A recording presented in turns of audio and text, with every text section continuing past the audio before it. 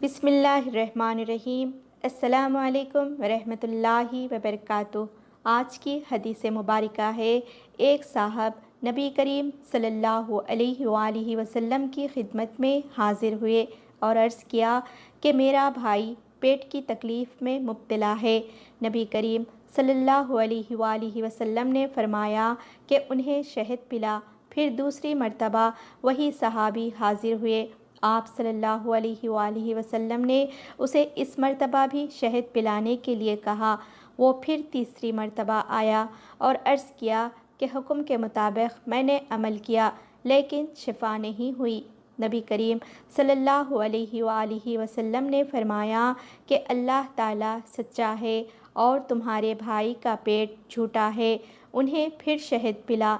चुनाचे उन्होंने शहद फिर पिलाया और उसी से वो तंदुरुस्त हो गया।